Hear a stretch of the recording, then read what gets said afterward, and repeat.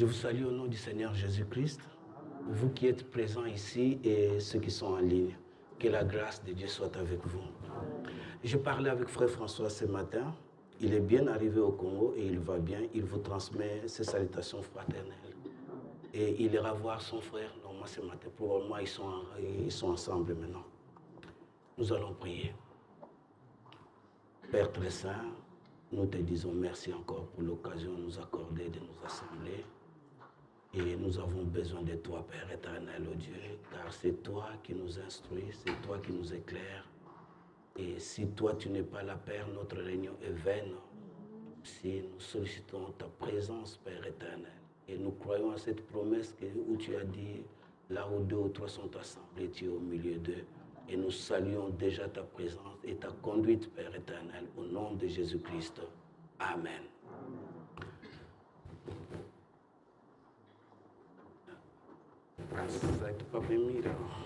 Désolé.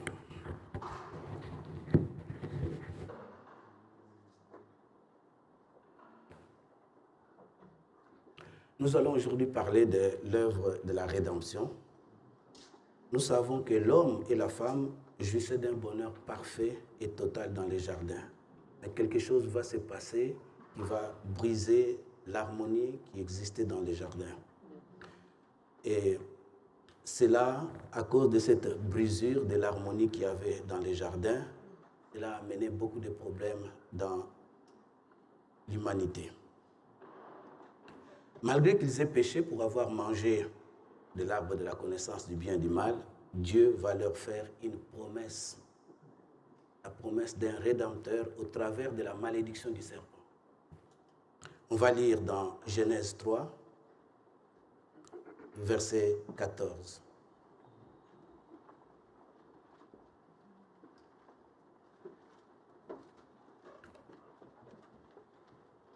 L'Éternel Dieu dit au serpent, « Puisque tu as fait cela, tu seras maudit entre tous les bétails et entre tous les animaux des champs. Tu marcheras sur ton ventre et tu mangeras de la poussière tous les jours de ta vie. Je mettrai inimitié entre toi et la femme, entre ta postérité et sa postérité. Celle-ci t'écrasera la tête et tu lui blesseras les talons. » Que Dieu vous bénisse, vous pouvez vous asseoir. L'atmosphère dans les jardins va complètement changer et une sémence de discorde a été sémée. L'inimitié entre la femme et le serpent, Dieu va lui-même créer cela. Et pourquoi Dieu met-il une inimitié entre le serpent et la femme? C'est à cause du lien qui s'est créé entre la femme et le serpent. Ces liens émotionnels, physiques ou intellectuels, appelez ça comme vous voulez, entre le serpent et la femme étaient tellement forts que pour que la femme ne puisse plus céder aux avances du serpent, Dieu va mettre une inimitié entre elle et le serpent, entre la postérité du serpent et la postérité de la femme. C'est Dieu lui-même qui intervient pour mettre cette inimitié. Sinon, il n'aurait pas été possible de briser ces liens. Vous parlez d'une connexion et de la puissance du lien qui s'est créé entre le serpent et la femme. Désormais, la guerre va être déclarée entre le serpent et la femme et leur postérité respective. Dans les versets 22 et 23 du même chapitre, nous lisons ceci. L'Éternel Dieu dit, « Voici, l'homme est devenu comme l'un de nous. Voici, l'homme est devenu comme l'un de nous pour la connaissance du bien et du mal. Empêchons-le maintenant d'avancer sa main et de prendre de l'arbre de vie, d'en manger et de vivre éternellement. » Et l'Éternel Dieu les chassa du jardin pour cultiver la terre d'où il avait été pris. lorsque nous lisons cela, nous voyons que les serpents avaient une connaissance approfondie du principe qui régissait l'arbre de la connaissance du bien et du mal. Car il dit, vos yeux s'ouvriront et vous serez comme de Dieu. Effectivement, leurs yeux se sont ouverts et ils sont devenus comme de Dieu, car quant à la connaissance, c'est bien précisé, quant à la connaissance du bien et du mal. Pourquoi cela? Parce que l'Éternel lui dit, voici l'homme est devenu comme l'un de nous pour la connaissance du bien et du mal. Seulement, il y avait une chose que les serpents avaient cachée, c'est que la mort entrait aussi. Les yeux se sont ouverts, mais la mort est entrée. Et Dieu lui-même va les empêcher d'accéder dans les jardins.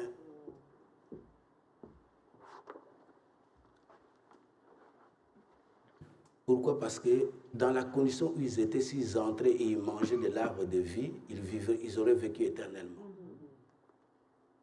Et on ne peut pas vivre avec des péchés éternellement.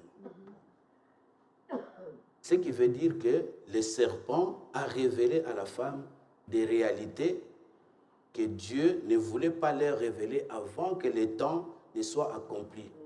C'est-à-dire avant qu'Adam et Ève ne soient prêts à porter ces réalités. Il est vrai que l'interdit attire, mais sachez que ça paye d'écouter. Même si chercher à connaître certaines choses peut être excitant, mais cela peut amener aussi des traumatismes. Surtout si ce n'est pas le temps. Le sage a dit qu'il y a un temps pour toute chose. Avant le temps, ce n'est pas le temps. Et après le temps, ce n'est plus le temps. La science de tout le temps, c'est de reconnaître son temps. C'est là toute la difficulté. Et dans Cantique des Cantiques, il est dit, ne réveillez pas l'amour avant qu'elle le veuille. Révéler ou expérimenter certaines réalités peut être préjudiciable. Primo, si ce n'est pas le temps. Deux, si ce n'est pas la personne habilitée à le faire. Et trois, si ce n'est pas le cadre adéquat. Si une des conditions n'est pas satisfaite, cela peut amener des conséquences néfastes. La question que Dieu posa à Adam, qui t'a appris que tu es nu? La source de la connaissance ou la source de ta connaissance est capitale, car de cela dépend ton bonheur ou ton malheur. Les serpents n'étaient pas la bonne source de connaissance. Peut-être un jour nous reviendrons là-dessus lorsque nous parlerons du mariage. Pour avoir accepté d'être fécondée par les serpents, la femme a eu accès à la connaissance du bien et du mal, au détriment du bonheur qui leur était réservé. Et c'est la femme ensuite qui va révéler cette connaissance à Adam. Cela a brisé l'ordre créationnel. À cause de cela, ils ont été chassés du jardin et la mort a été introduite dans leur vie et dans l'humanité. La violence est entrée dans leur famille et le premier meurtre était un acte fratricide. Caïn va tuer son frère Abel. C'est la pire des morts. Ton frère te tue. Quel déchirement cela a dû être pour la famille, car pour la première fois dans l'humanité, cette famille était confrontée à la mort. Depuis lors, l'humanité vit cette réalité de la mort au quotidien. Ce déchirement présageait quelque chose qui va se reproduire maintes et maintes fois dans le cours de l'histoire de l'humanité, car les guerres fratricides sont souvent les plus meurtrières, jusqu'à culminer au meurtre du Seigneur Jésus-Christ. Ce sont ses frères qui l'ont tué, comme Caïn a tué Abel. Et ici, nous voyons que Abel est le type du Seigneur Jésus-Christ. On peut comprendre alors l'importance de l'œuvre rédemptrice du pardon et de la réconciliation que le Seigneur Jésus-Christ est venu apporter en venant au monde. Il a donc montré la voie. Dans Luc 23, 34, il dit « Père, pardonne-leur, car ils ne savent pas ce qu'ils font. » Dans beaucoup de cas, les gens font ce qu'ils font parce qu'ils ne savent pas ce qu'ils font. S'ils savaient seulement, ils ne le feraient pas. Et là, ils ont tué loin de Dieu celui-là même qui est venu les sauver. Nous voyons en examinant cela que l'ignorance est la plus grande maladie de l'humanité. Pour comprendre l'histoire de l'humanité et de l'œuvre rédemptrice de Jésus-Christ, retournons au commencement, à l'histoire de la création, car l'histoire de la rédemption commence dans la Genèse. L'histoire de la création se déroule en 7 jours. Nous allons juste rappeler, vous savez cela, mais nous allons juste rappeler. Là, tu peux projeter la première image. Donc, le premier jour, Dieu va créer la lumière et il va séparer la lumière des ténèbres. Le deuxième jour, le Seigneur va créer le ciel, le firmament, et il va séparer les eaux qui sont au-dessus des eaux qui sont en dessous. Le troisième jour, Dieu va créer la terre, le sec et les mers. Ensuite, il va créer la verdure. Ça, c'est le... Il va créer plutôt de la verdure et de l'herbe et des arbres fruitiers. C'est le domaine végétal. Le quatrième jour, Dieu va créer les luminaires, soleil, lune et étoiles. Le cinquième, il va créer les poissons, tous les animaux aquatiques. Ensuite, les oiseaux. Le sixième, il va créer les animaux terrestres, des reptiles, du bétail. Et à la fin, il va créer l'homme qui va culminer dans la création de la femme. Nous voyons ici qu'on a 7 jours. Et la semaine comporte 7 jours aussi. Ça veut dire que Dieu inscrit sa loi dans la nature. Le cycle de la vie est rythmé par le chiffre 7. C'est le chiffre de l'achèvement. C'est le chiffre de l'accomplissement. Il marque donc, le 7e jour, il marque la fin d'un cycle. C'est donc la veille d'un nouveau cycle. On va entrer dans un nouveau cycle après le 7e jour. Et ce cycle de 7 correspond à la semaine. Il n'y a rien de nouveau là-dedans. Dieu nous parle de plusieurs manières. Et l'une des manières dont Dieu nous parle, c'est par les mathématiques, les nombres. Et aujourd'hui, on va encore voir beaucoup de choses cachées dans ces réalités des nombres. Lorsque nous regardons bien, les chiffres 7 cachent des réalités beaucoup plus importantes.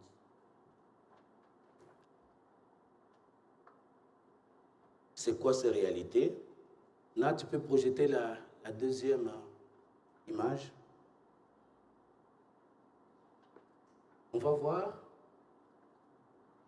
Ce n'est pas encore là, ce n'est pas grave. Les 4 premiers jours, si vous remarquez bien, c'est Dieu va créer les conditions de vie.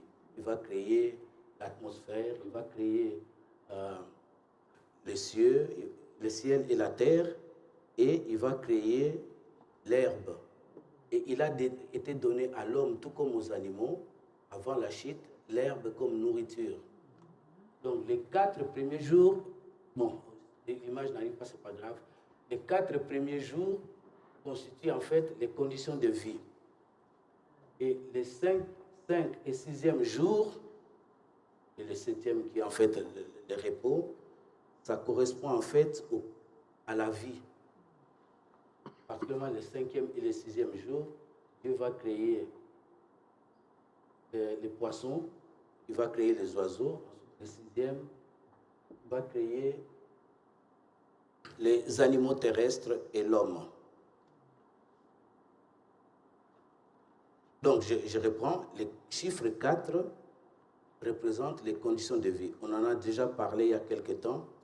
Et les 3 autres jours se rapportent au chiffre 3, lié ici à la germination ou à la germination de la nouvelle vie, ou à la manifestation de la nouvelle vie. Si vous remarquez, le Seigneur Jésus-Christ, lorsqu'il est mort, il est resté 3 jours dans la tombe. Et il est ressuscité à la fin du 3e jour. Il y a donc une logique dans cela. Dieu crée d'abord la maison avant de créer les habitants. Car créer les habitants sans lieu de vie n'a pas de sens. C'est comme ça que Jésus-Christ est parti nous préparer une place avant qu'il ne revienne.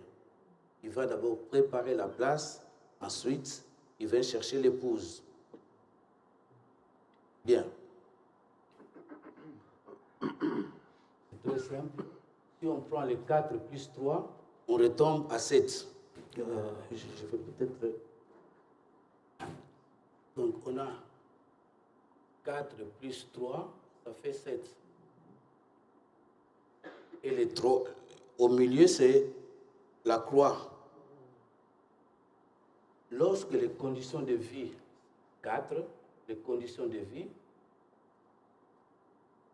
et la vie se rencontrent au travers de la croix, il y a création d'une nouvelle vie. Mais on peut faire plus.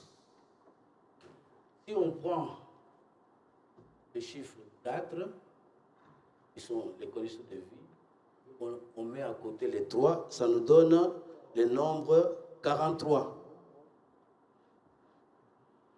43, c'est des mathématiques simples, on n'est pas dans... Dieu se cache dans la simplicité. Hein? Donc on a 43 égale à 42 plus 1. On va revenir sur les chiffres, les 2 chiffres. Donc, lorsque les conditions de vie et la vie se rencontrent, il y a création de la vie. Et le chiffre 43, c'est lorsque les conditions de vie et lorsque les conditions de vie et la vie se rencontrent, et lorsqu'il y a création de la nouvelle vie, il y a manifestation de celle-ci. En fait, le chiffre 3 nous amène à la manifestation de la vie.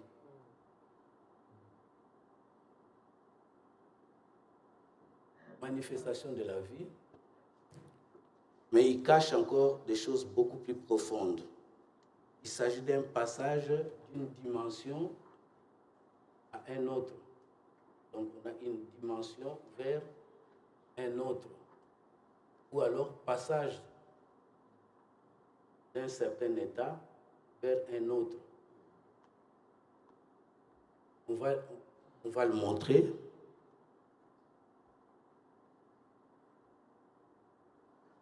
Si on continue à... Si on revient un peu à 42, 42 c'est 6 fois 7. Donc 6 fois 7, les 7 c'est le cycle ici qu'on voit. Oui. Et le 6, c'est le 6e jour où l'homme a été créé.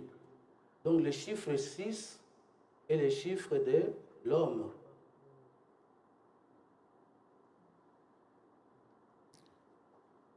Pour ceux qui n'aiment pas les mathématiques, je suis vraiment désolé, je n'arrive pas à me départir de ça. J'essaie de faire un effort, mais c'est pas facile. Donc, le nombre 43 correspond à un jour nouveau après que 6 cycles de semaines se soient écoulés. Le nombre 42, 6 fois 7, peut être assimilé au temps de gestation. La gestation, je parle du temps de préparation plus le temps de gestation proprement dite. Est-ce qu'il y a des exemples dans la Bible qui peuvent nous aider à mieux saisir cela? Jésus-Christ fut mis dans la tombe après sa mort.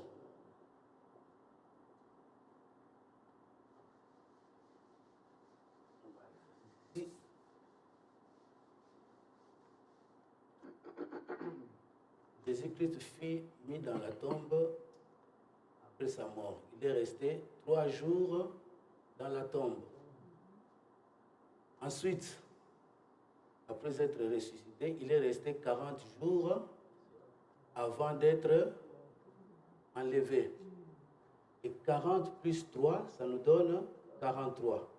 En fait, le Seigneur Jésus-Christ est passé de l'état de Jésus-Christ crucifié vers Jésus-Christ glorifié. C'est un changement d'état, un changement de dimension. Il passe de l'état crucifié vers l'état glorifié.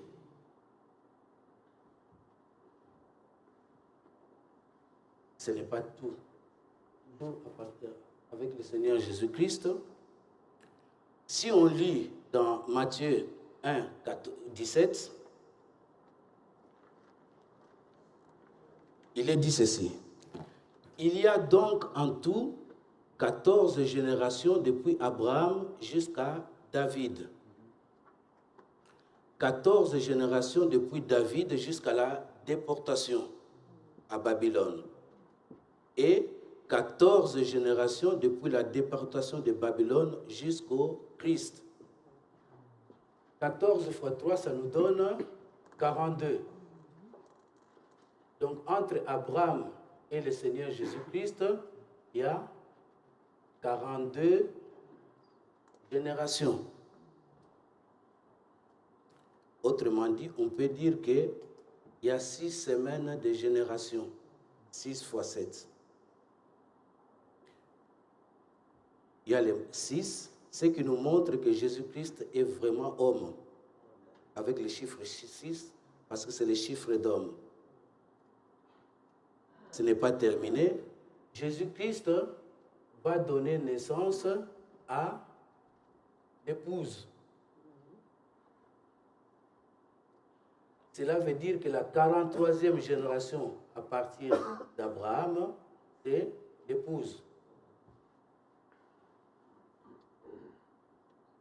Je ne sais pas si vous suivez toujours, on se comprend. Donc, l'épouse constitue la 43e génération. Et comme c'est la naissance de l'épouse, ça veut dire que sa mort sur la croix et tout ce qu'il a souffert peuvent être considérés comme des douleurs d'enfantement. C'est pourquoi il pouvait crier « Tout est accompli ». Ça, c'est Jean 19, 2. Quand Jésus prit le vinaigre, il dit « Tout est accompli ». Et baissant la tête, il rendit l'esprit. La délivrance était effective. Est-ce qu'on peut voir ça dans la nature encore? Il y a encore d'autres exemples qu'on peut prendre. Effectivement, nous en avons déjà parlé ça fait bien longtemps, il y a des mois. Quand une femme est enceinte, le temps maximal à partir de ces dernières règles jusqu'à la naissance de l'enfant est de 42 semaines. Les médecins ou les hommes de science disent 42 semaines d'aménorrhée. C'est-à-dire que au-delà de ces 42 semaines, si la femme n'accouche pas, sa vie et la vie du bébé risquent d'être en danger. Cela veut dire que, au plus tard, le premier jour de la 43e semaine, la femme doit accoucher. Les 42 semaines correspondent donc à 6 semaines de semaines. Je reprends ces choses parce que ces notions, nous en aurons besoin, peut-être pas aujourd'hui, mais la prochaine fois. Semaine de semaine, nous retrouvons de nouveaux chiffres qui est le chiffre de l'homme. C'est pourquoi on parle de la femme en travail lorsqu'elle doit accoucher. Et quand elle a accouché, on parle de la délivrance. Après la délivrance, c'est le repos. Le truc est parti, c'est pas grave. Après la délivrance, c'est le repos. On rentre dans un nouveau cycle qui est le 7e cycle. Ah, c'est ici. Donc, elle accouche après 6 fois 7. Et le 7e jour, c'est le repos. Et nous verrons que ça c'est en lien avec les milléniums. C'est les types. La loi du sabbat en Israël, Lévitique 23, 3, on travaillera 6 jours, mais le 7e jour est le sabbat, le jour du repos. Il y aura une sainte convocation, vous ne ferez aucun ouvrage. C'est le sabbat de l'Éternel dans toutes vos demeures. Dieu donne, comme à la création, 7 jours à Israël, 6 jours il doit travailler, et le 7e jour, c'est le repos.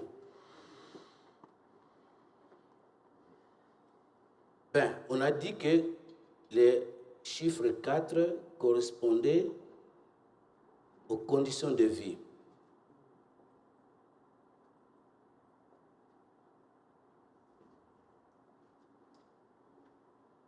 Remarquez, le cycle menstruel de la femme, c'est lui qui a créé les sciences. Hein? Les scientifiques, ils ne font que découvrir des choses que Dieu a créées. Donc nous sommes libres de parler des choses que Dieu a créées. Bien, remarquez, le cycle menstruel de la femme est de 28 jours en moyenne. C'est assez étonnant de voir que même la moyenne, ça tombe 28. Parce que quelque part, à cause du péché, tout a été déréglé. Et pourquoi ce n'est plus exactement 28? 28, c'est 4 fois 7. 7, c'est le cycle. Les 4, on retrouve les 4 jours qu'on a pour les conditions de vie. Ça veut dire que la femme peut être comparée où elle constitue les conditions de vie. La femme est la seule espèce ou la seule de l'espèce humaine qui porte la vie et la manifeste. Je dis bien qui porte la vie et la manifeste. Elle a dans son sein, ou tout simplement, elle est la première habitation de tout homme qui vient sur la terre. Et donc, c'est la femme qui crée l'atmosphère adéquate dans laquelle la nouvelle vie va grandir. C'est en son sein que la vie venant de l'homme se forme un corps. C'est ce qu'on appelle l'incarnation. C'est la vie, c'est là que la vie se forme un corps, ou c'est là que la vie revêt un corps. Les sages disaient, interroge la nature et elle t'instruira. La nature nous enseigne, mais l'homme ne veut pas écouter la nature. Dans la même logique, la femme est celle qui, par nature, j'insiste bien par nature, crée l'atmosphère dans la maison. Dieu l'a conçu ainsi. C'est une lourde responsabilité. C'est pourquoi la femme que l'homme choisit comme épouse définit la paix ou la guerre dans sa maison. En revanche, la manière dont l'homme traite sa femme fera d'elle génératrice de paix ou de guerre. Nous reviendrons là-dessus une autre fois. Bien, revenons au nombre 43. Alors, dans quelle dimension Adam et la femme entrèrent après la création, après qu'ils aient péché? Nous voyons que pour avoir péché, Adam et sa femme sont donc passés de la dimension de félicité dans le jardin d'Éden à la dimension de la chute, péché. Ils n'avaient plus accès au jardin d'Éden car Dieu va y mettre 2 chérubins avec leur épée flamboyante pour justement les empêcher d'y accéder. Avant la chute, Adam et la femme étaient nus mais ne le savaient pas et ils n'en avaient point honte. Mais après la chute, leurs yeux vont s'ouvrir et ils vont réaliser qu'ils sont nus et vont se cacher. C'est pourquoi, aujourd'hui, si vous voyez quelqu'un se pavanant nu ou à moitié nu sur la place publique, c'est qu'il y a quelque chose qui ne va pas en lui. C'est que le péché l'a aveuglé. Un homme normal n'aime pas exposer sa nudité. Le seul cadre où la nudité ne pose normalement pas problème, c'est dans les mariages. L'homme et sa femme n'en ont plus honte l'un de l'autre. En ce sens, le mariage est comme le type du jardin d'Éden. Mais cela est possible parce qu'un prix a été payé. Sans ce prix-là, il n'est pas possible de retrouver l'intimité du jardin. C'est pourquoi, comme le serpent, un troisième intervenant dans votre intimité crée un véritable problème.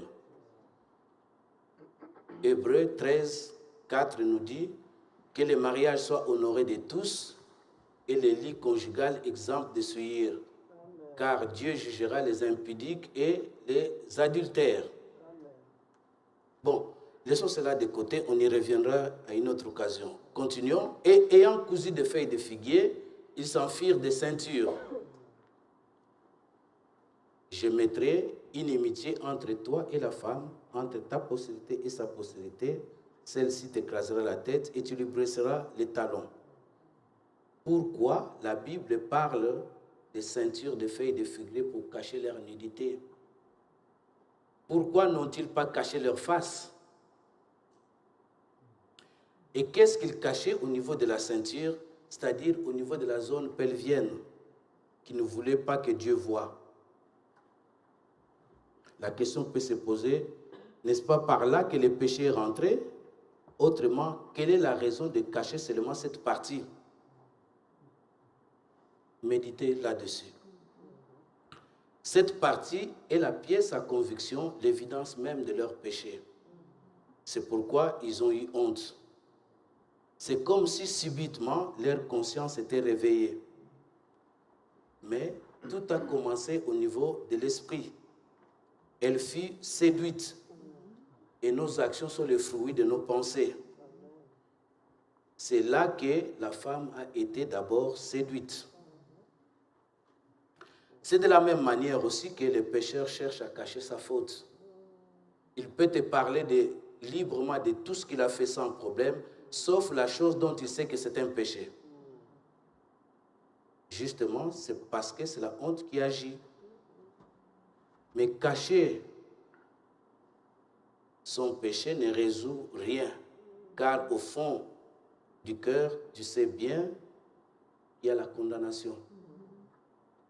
Même si tu peux arborer un large sourire, ta conscience te poursuit jusqu'à ce que tu règles cela. Et c'est là le début du chemin de repentance.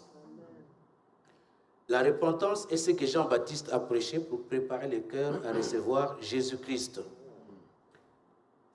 Et donc, la repentance est une étape indispensable si tu soupires après le baptême du Saint-Esprit. Continuons. Avant d'être chassés du jardin, Dieu les a habillés des habits de peau, l'œuvre de miséricorde et de grâce du Seigneur. Dieu a donc tué un animal dont il a pris la peau pour les en revêtir. Nous voyons déjà en action et en type l'œuvre de la rédemption. Dieu va prendre, après la chute, 6000 ans pour la rédemption de l'homme, pour que celui-ci puisse rentrer dans les repos au 7e millénaire. Et pour cela, il faut une nouvelle création. Dans l'ancienne création, l'homme a péché, mais dans la nouvelle, Dieu va faire que l'homme ne pêche plus. Et pour qu'il ne pêche plus, Dieu va traiter une nouvelle alliance. Ça, on peut lire dans Ézéchiel 36, 26, 27. Le frère François est en train de parler, ou il en a parlé assez longuement. Je vous donnerai un cœur nouveau et je mettrai en vous un esprit nouveau. J'ôterai de votre cœur le cœur de pierre et je vous donnerai un cœur de chair.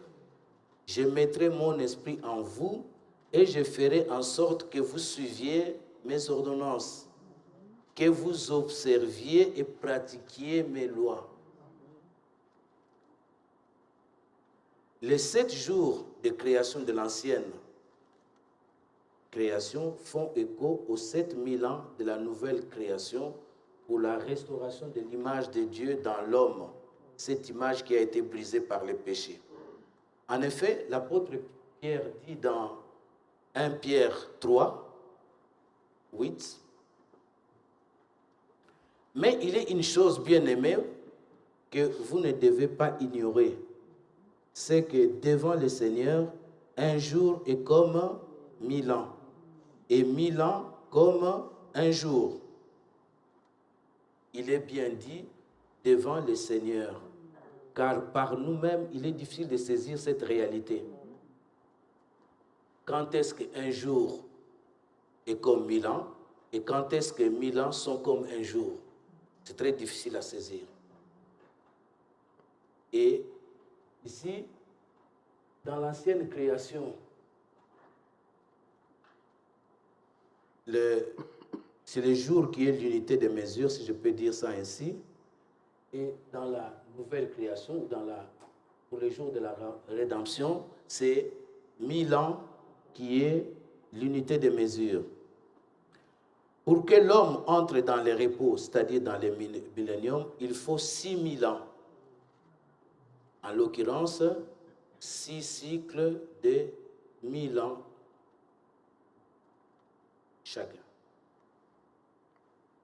Si on regarde, Adam est mort lorsqu'il avait l'âge de 930 ans.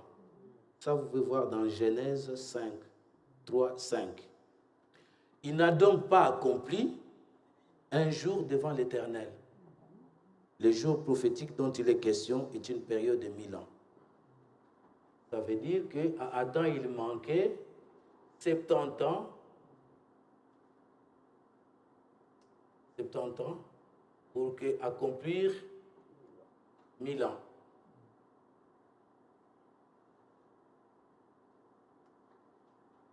Et c'est les jours dont il est question. Les jours où tu en mangeras, tu mourras. Bien. Et aucun homme n'a vécu 1000 ans. Aucun. C'est dans le millénium que Jésus-Christ accomplira et régnera 1000 ans avec les saints. Et ce sera pour la première fois que l'homme vivra 1000 ans. On va lire ça dans Apocalypse 20, à partir du premier verset. Puis, je vis descendre du ciel un ange qui avait la clé de l'abîme et une grande chaîne dans sa main. Il saisit le dragon, le serpent ancien qui est le diable et Satan, et il les lia pour 1000 ans. Il les jeta dans l'abîme, ferma et scella l'entrée au-dessus de lui, afin qu'il ne séduisît plus les nations, jusqu'à ce que 1000 ans fussent accomplis. Après cela, il faut qu'il soit délié pour un peu de temps. 4. Et je vis des trônes, et à ceux qui s'y assirent fit donner le pouvoir de juger. Et je vis les âmes de ceux qui avaient été décapités à cause du témoignage de Jésus et à cause de la parole de Dieu, et de ceux qui n'avaient pas adoré la bête ni son image, et qui n'avaient pas reçu la marque sur leur front et sur leurs mains. Ils revinrent à la vie et ils régnèrent avec Christ pendant 1000 ans. Les autres morts ne revinrent point à la vie jusqu'à ce que les 1000 ans fussent accomplis. C'est la première résurrection. Heureux et saints ceux qui ont part à la première résurrection. C'est là toute notre lutte à nous tous. Prendre part à la première résurrection. La seconde mort n'a point de pouvoir sur eux, mais ils seront sacrificateurs de Dieu et de Christ, et ils régneront avec lui pendant 1000 ans. Lorsque nous regardons les tableaux, nous voyons ici, on a vu que un jour prophétique représente 1000 ans. Seulement, si on groupe, on reviendra sur ces tableaux la prochaine fois. Mais si on regarde bien, on peut grouper ceci, de 6000 ans, en tranches aussi de 2000. Et ici, c'est de la chute de l'homme jusqu'à Abraham, d'environ 2000 ans. D'Abraham jusqu'à Christ, c'est environ 2000 ans. De Christ jusqu'à l'enlèvement, ou en tout cas avant le millénium, ça fait aussi 2000 ans. Et c'est après qu'on entre dans 1000 ans, qui est le millénium. Et si on regarde bien, pour la création, Dieu a créé la lumière le premier jour. Le premier jour, lorsque l'homme a chuté, il est tombé dans les ténèbres. C'est comme si Dieu avait retiré la lumière. Il est tombé dans les ténèbres. Ensuite, le deuxième jour, on voit que Dieu va séparer les eaux de dessous et les sels de dessus. Et il y a un événement important qui s'est passé pendant ces 2000 ans, c'est le déluge. Et le déluge, c'est l'union des eaux d'en haut, de ceux d'en bas. C'est comme si Dieu essayait de revenir un peu à... Comment faut-il dire ça? Il allait dans le sens contraire de ce qu'il faisait là. Je ne sais pas si vous voyez. Ici, il y a la lumière. Là, il y a les ténèbres. C'est comme si Dieu a enlevé la lumière. Ici, Dieu sépare les eaux. Mais au déluge, il va les rassembler. Ensuite, ça continue. On a Israël. On reviendra là-dessus prochainement. C'est juste pour vous donner un peu l'idée de ce tableau. Si on regarde, Abraham est celui qui a eu la promesse. On a lu ça il y a quelques temps. C'est au travers de lui que toutes les nations seront bénies. Donc, avec lui va naître Israël. Et Israël est la vigne du Seigneur. Si vous remarquez ici, c'est les arbres fruitiers. Israël, c'est comme si Dieu essayait de faire croître maintenant Israël, la végétation. Ensuite, création des luminaires. Dieu a envoyé des prophètes, des juges, des sacrificateurs. J'ai ajouté apôtres ici. Et puis il y a eu la venue de Jésus. C'était eux qui étaient la lumière à ce moment-là. Et ici, c'est le 4e jour où Dieu a créé le soleil, la lune et les étoiles. Et c'est là on peut le mettre en rapport avec les prophètes, les juges, les sacrificateurs et les apôtres. Ensuite, il y a la venue de Jésus, qui est lui-même le soleil de justice. création du soleil, et ici on a le soleil de justice. Ensuite, on va descendre au 5e jour, on reviendra plus en profondeur là-dessus. On verra que ici, lorsque vous regardez dans les évangiles, il y a l'évangile de Matthieu, de Luc, de Jean et de Marc, et on parle de différents animaux, des êtres célestes avec différentes faces. Vous avez la face de l'aigle, la face de l'homme, la face du veau, et encore un dernier. Il y a aigle, ils sont 4. Hein?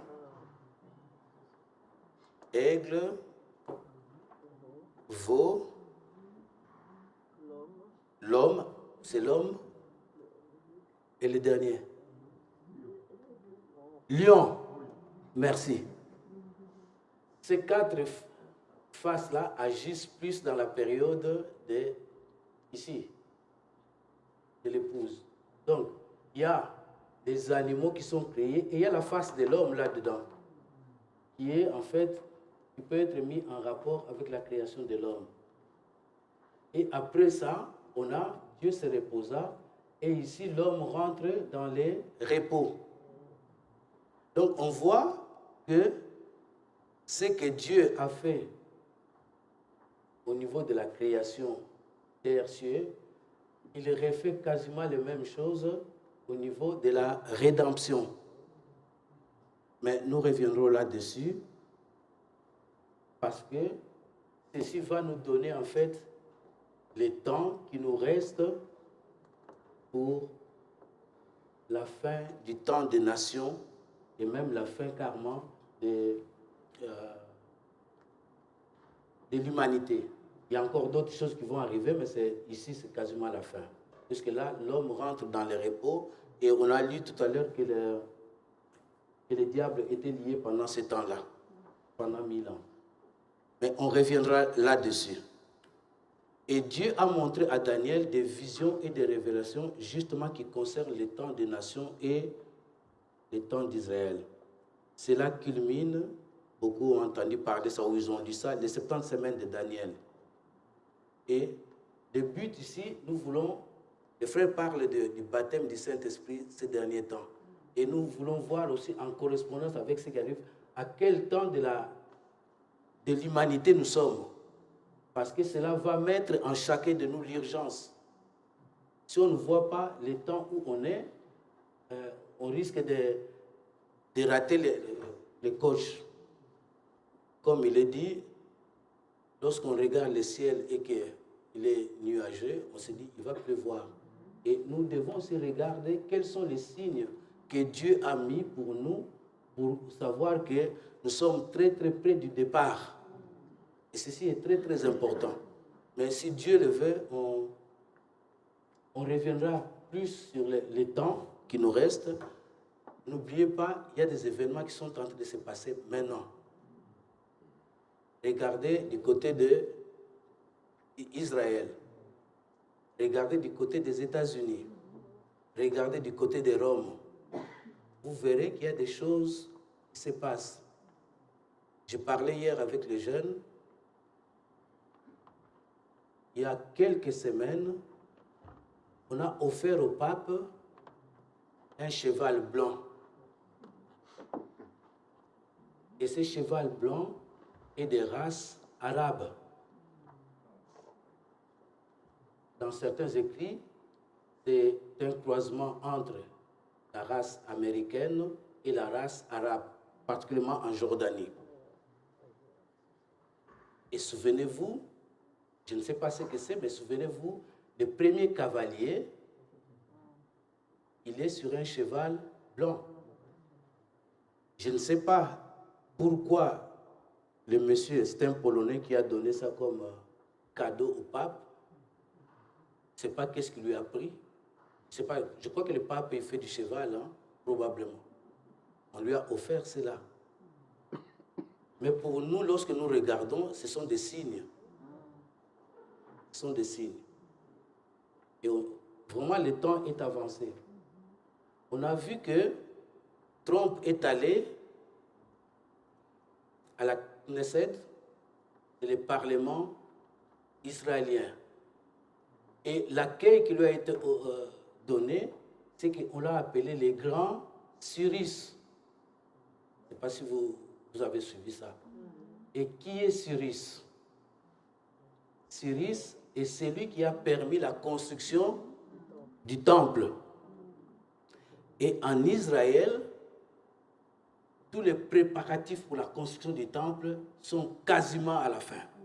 Ce qui reste, c'est de trouver où est-ce qu'il faut le placer, parce que pour l'instant, il y a la mosquée d'Omar qui pose problème. Mais j'ai suivi que, d'après certaines recherches que les scientifiques ont fait, le temple d'Omar n'est pas exactement au même endroit que l'ancien temple. C'est que certains disent qu'il est possible qu'un compromis soit trouvé pour que le temple soit construit à quelques mètres du temple d'Omar, ou du mosquée d'Omar, je dis temple, du mosquée d'Omar. Ça veut dire que les choses commencent à se bousculer. Et ceci doit nous mettre dans un état d'urgence. Nous reviendrons sur ça, si Dieu le veut, la prochaine fois. On peut encore ajouter d'autres choses qui se passent. L'attaque d'Israël contre l'Iran, ils ont appelé ça opération Rising Lion, les lions qui s'élèvent. Ça nous fait penser que les temps commencent à approcher. Les lions qui s'élèvent. Il n'a pas dit les lions s'est levé. Les lions qui s'élèvent, ça veut dire que les lions qui commencent à se lever. Ça dit beaucoup de choses. Et on doit faire très très attention parce que le temps est fort avancé. Nous savons que le prophète a parlé du pape américain. Et aujourd'hui, c'est une réalité. Il a parlé que lorsque ce pape-là arriverait, on est en train d'aller vers les conseils écuméniques des églises. Ceux qui ont suivi, le pape revoit un peu sa position sur Marie. Il dit que Marie n'est pas co-rédemptrice. Et je suivais un journaliste qui disait le pape le fait parce qu'il veut que tout ce monde puisse entrer. Parce que l'histoire de Marie va être un frein. Donc, en faisant sauter la chose, les autres peuvent rentrer très facilement. Ce n'est pas fini. On a aussi vu qu'il y a le roi d'Angleterre qui est parti au Vatican il n'y a pas très longtemps. Et ça montre que l'église anglicane et l'église romaine sont en train de se rapprocher.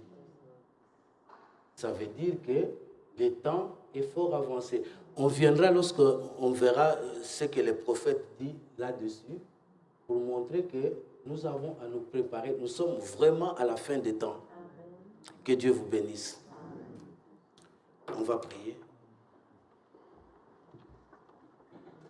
Père très saint, nous louons et bénissons ton nom, Père, pour l'occasion que tu nous donnes de pouvoir partager ces quelques moments. Nous voyons, Père éternel, ô Dieu, les prophéties s'accomplir devant nous. Et c'est là, ô Dieu, par ta grâce, nous aide à voir certaines choses qui arrivent. Et nous voulons juste te demander de nous aider encore davantage, Père éternel, ô Dieu. L'heure est fort avancée, Père éternel, ô Dieu. Tout s'agite, Père éternel, ô Dieu. Et à ceux qui sont à toi, Père éternel, ô Dieu, tu les avertis que le temps est fort avancé. Aussi que chacun, ô Dieu, puisse sentir cet état d'urgence dans lequel nous sommes. Nous comptons sur toi, Père, et sur la direction du Saint-Esprit. Bénis chacun de nous, Père, et fortifie chacun de nous. Au nom de Jésus-Christ. Amen. Amen. Que Dieu vous bénisse.